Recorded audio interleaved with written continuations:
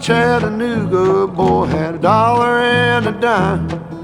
Headed out for Nashville on the Hard Rock Line. I'm working on that old steamboat and learned to ride. First scouting trip of the year. It's July, and it's hot. According to this, it's 93 degrees right now. It's 3:45 in the afternoon. So I'm gonna just suck it up and get after it. That's all I can do. Cause I got the itch right now. I'm itching to get out there and look for some sign. Jason and I went to this piece of public a couple weeks ago. Didn't really find anything crazy, but I got a different area that we've both been scouting on the map, and I think it's going to be pretty sweet. So it's a little hike in the boat, and then a little hike in the P-row, and then hop out the P-row, and then you got a little hike on feet, on foot. The foot hike though ain't that bad. So anyway, I'll hit y'all up whenever I get to the spot. I'm going off the road right now. All that rain is right where I'm going. Shit. Yeah. Well, we're on hold for a second. Just trying to see what this storm's doing. Looks like I might catch the tip of it, but I won't catch the bad part. It's like lightning and black over here to the east, and I'm right at the western tip of it, and it's just rain over here. So I hope it rains on me. It's hot. But we're gonna chill out in the boat for a little while before I launch this P-row out the boat. I'm trying not to show y'all where I'm at, so sorry, but just playing it safe. So I'm at a different spot now, and trust me, you think you know where I'm at? Don't come in the way I came in. That was not fun. I have yet to find any solid deer sign except for a few imprints in the pine needles, but other than that, this spot ain't hitting up like I thought it would. I'm gonna get a little deeper, try a little harder, see what we can do. Hey little buddy, you hear that? It's me going in on the trolling motor.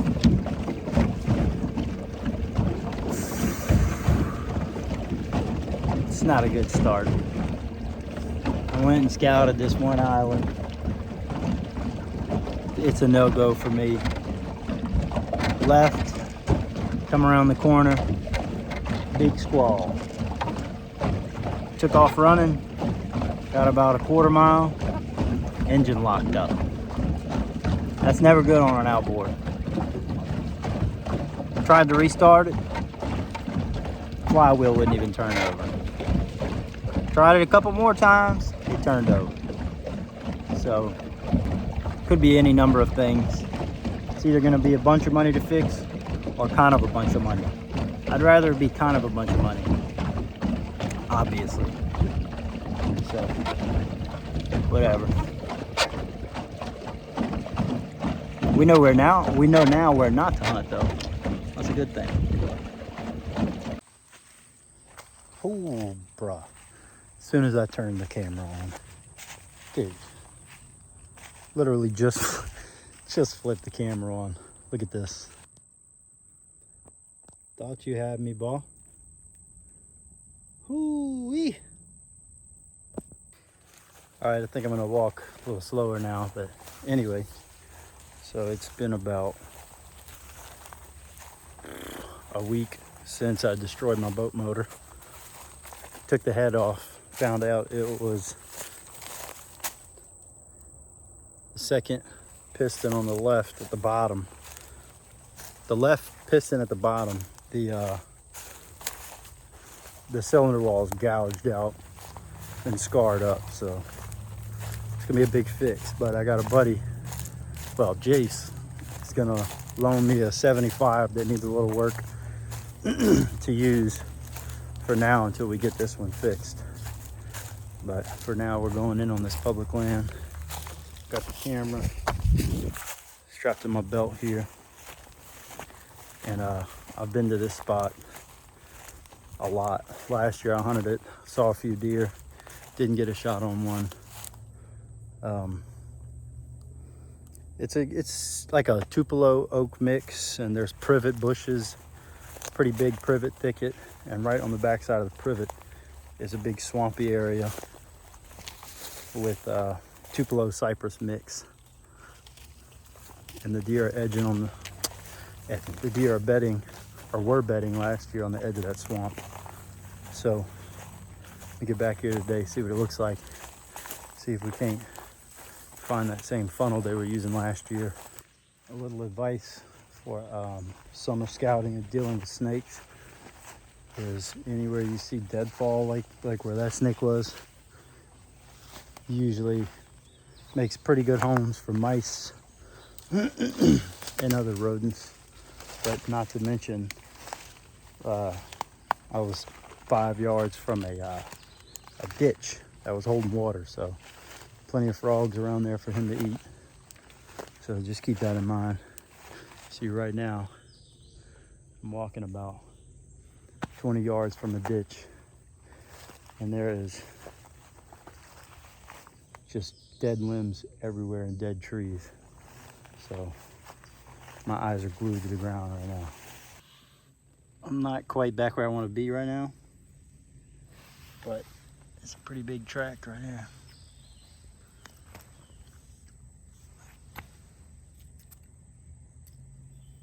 Oh yeah, that's a nice track.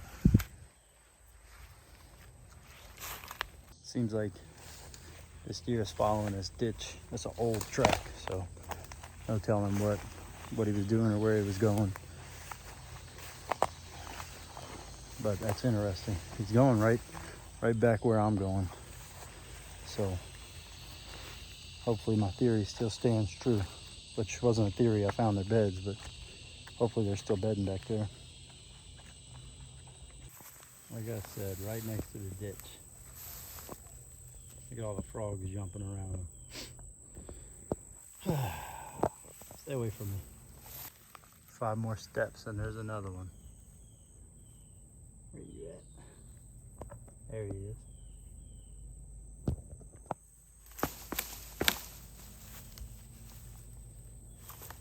Peace out, bro. Leave me alone.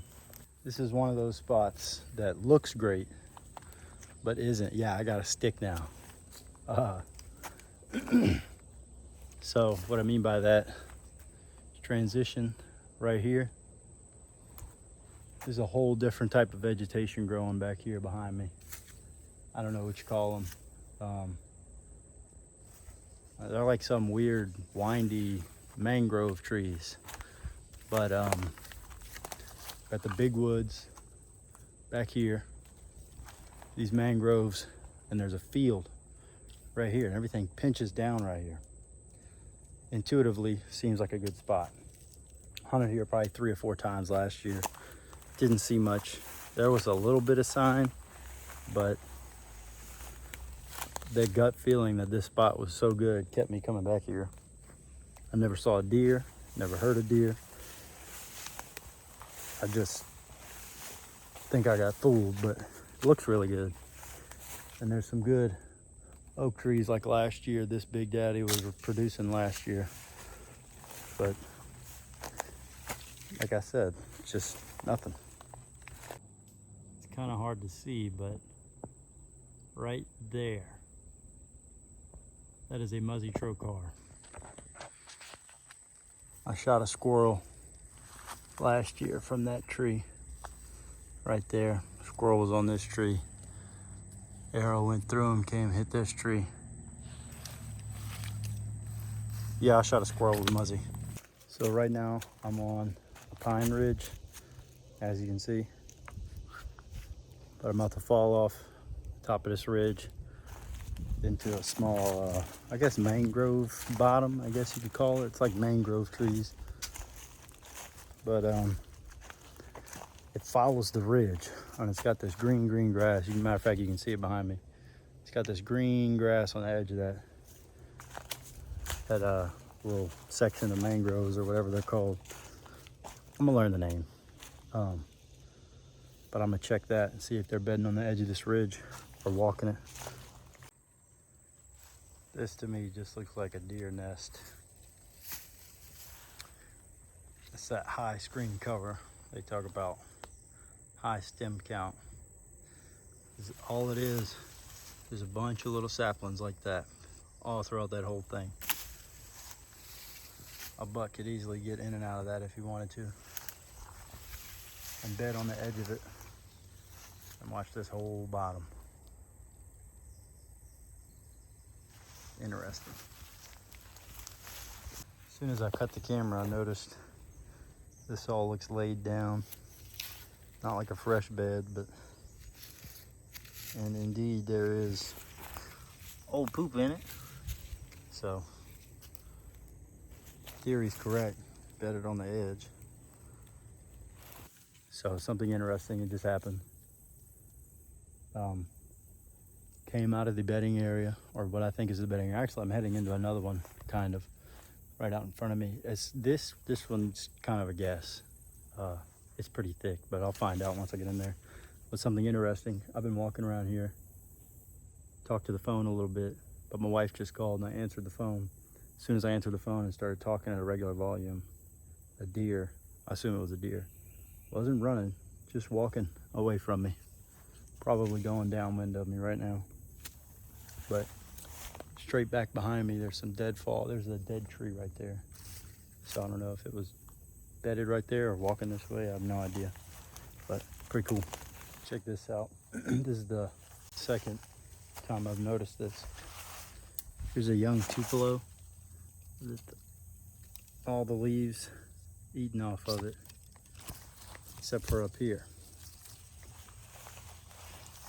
This looks like privet. Yeah, it is privet. It's got leaves missing all the way to about head height. These leaves are gone. These up here are still here.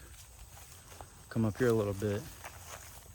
Here's another tupelo sapling with a whole branch, every leaf eaten off of it.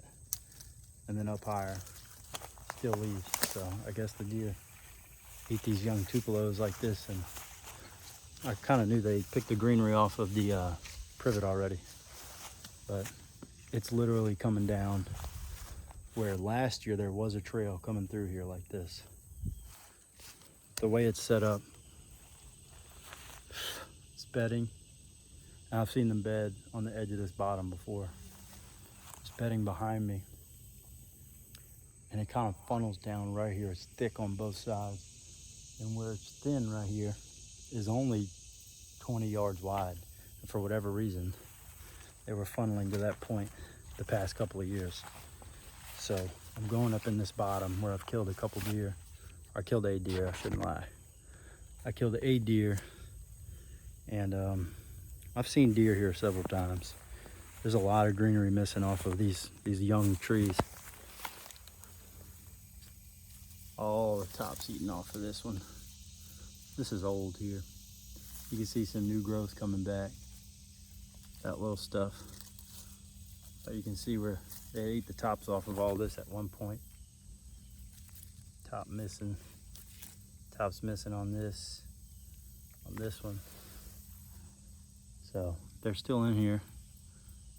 We're gonna look for some more sign like this and try to find some poop. That's what I'm really interested in. This time of year, if you find fresh poop, that means they're hanging out there a lot. That's where they want to be. That'll tell you almost everything you need to know come October. If you find that fresh poop, you can get in some deer. Here's a pretty good subtle deer trail. So there's tracks all through here, going both ways. This mud's kind of hard, but these tracks, I mean, there's stuff here you really got to look to find. Little imprints going straight into that bottom out of this stuff. Now once it gets into that bottom, it gets pretty sporadic. and hard to make heads or tails of. But might go into this bottom and see. But this looks pretty good. There is sign all in the bottom. I was just there, but like I said, it's hard to make heads or tails of. Right now, I'm following a set of fresh tracks, and it's leading back. There's more than one set of deer tracks on here. Going both ways too. Leading back to where I came in at.